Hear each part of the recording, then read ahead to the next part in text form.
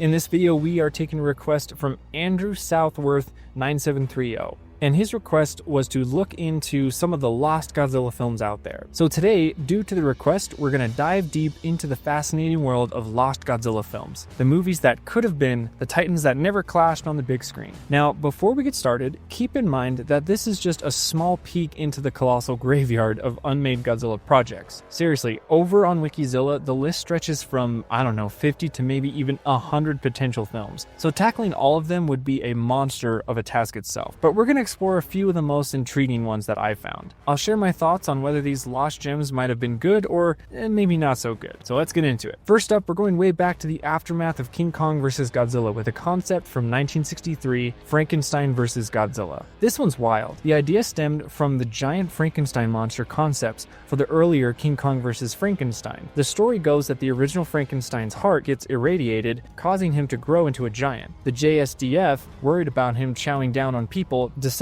the logical solution is to thaw out Godzilla, who was still public enemy number one at this point. The plan? Sick Godzilla and Frankenstein. The script had them duking it out, with Godzilla eventually disappearing into a river and Frankenstein melting into magma. Now, Toho ultimately scrapped this, finding the JSDF's motivation a bit questionable. Why unleash Godzilla, a known menace, on a potential new threat? They opted for Mothra as Godzilla's next foe in Mothra vs. Godzilla. However, the giant Frankenstein idea wasn't dead, leading to Frankenstein Conquers the World. Considering I found Frankenstein Conquers the World to be an alright entertaining movie on its own way, I honestly think Frankenstein vs. Godzilla could have been fun, albeit a strange entry in the series. The sheer absurdity of the premise has a certain charm to it. Next, let's jump forward to the mid-90s, a time when Toho was brainstorming Godzilla's grand finale for the Heisei era. One of the contenders was Godzilla vs. Bagan. Bagan is a monster that has loomed in the background of Godzilla lore for years, with several near appearances. Reportedly, during the development of what became Godzilla vs. Destroya, there was a talk of bringing Bagan back as the ultimate foe. There's even a rumor that the Gotengo from Atragon might have made an appearance. While details are scarce, Bagan had a fearsome reputation among fans due to his powerful abilities in various story proposals, but mostly knowing this due to the video game Super Godzilla. While I would love to see Bagan finally get his shot on the big screen someday, I have to admit that getting Destroya as Godzilla's final Heisei opponent was probably the better choice for that time. Destroya's connection to the Oxygen Destroyer, the weapon that killed the original Godzilla, gave this battle with the Heisei Godzilla a powerful and thematic weight. However, I'm still holding out hope that Bagan will eventually get his time to shine in the future. He's a monster with immense potential. Now for something a little different, a bit closer to reality in a strange way, Godzilla vs. the Wolfman. This is a fascinating case because it's an incomplete fan film directed and produced by Shizuo Nakajima with the help of former Toho folks. Filming began way back in 1983, but it was never officially finished or released. Apparently, there were many earlier short film drafts in the 70s, some even featuring a Mosu Goji-like Godzilla and a very different, almost mummy-like Wolfman. The later footage featured a King Goji-inspired suit, and the Wolfman design evolved. We've even seen some of the raw footage thanks to Nakajima sharing it online.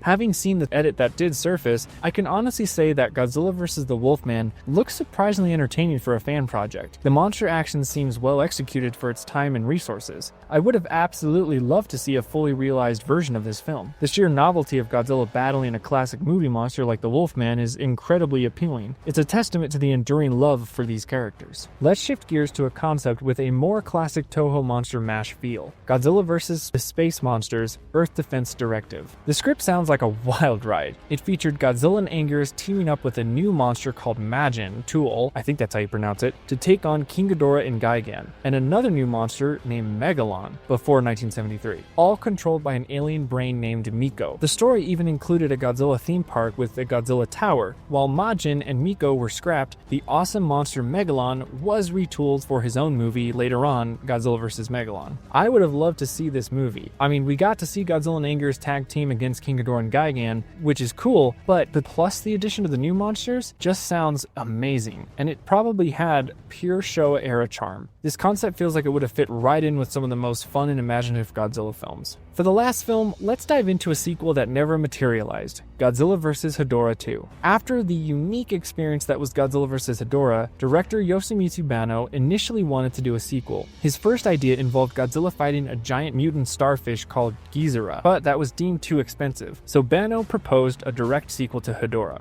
The original film even ended with a title card, hinting at Hedorah's return. Banno's concept moved the action to Africa, inspired by a trip he took there. However, Ishiro Honda eventually returned to direct the 15th Godzilla film, which became Terror Mechagodzilla, and Hedorah wouldn't return until Godzilla Final Wars. Interestingly, Banno continued to pursue a sequel or a spiritual successor for decades, even playing a role in the development of Legendary's Monsterverse. He even had an idea for a film called Hedorah vs. Midorah, featuring a benevolent counterpart to Hedorah. Out of all of these, I would have loved to see Godzilla vs. Hedorah 2 the most, especially with Banno's vision of it. While the original Hedorah is divisive, it's undeniably unique and has a strong environmental message. Exploring that further, perhaps in a different setting like Africa, could have led to a very interesting and thought-provoking Godzilla film. The idea of Hedorah returning and potentially facing a benevolent counterpart like Midorah is also incredibly intriguing. So there it is, guys. I want to thank Andrew Southworth 9730 for the request, and that's a glimpse into a handful of the Lost Godzilla films and my thoughts on their potential. It's amazing to think about all the different directions the Godzilla series could have taken. Which of these Lost films sound more interesting to you? Let me know in the comments below. I would love to read them. And that's it for me, guys. Thank you so much for watching, and as always, stay big G fans.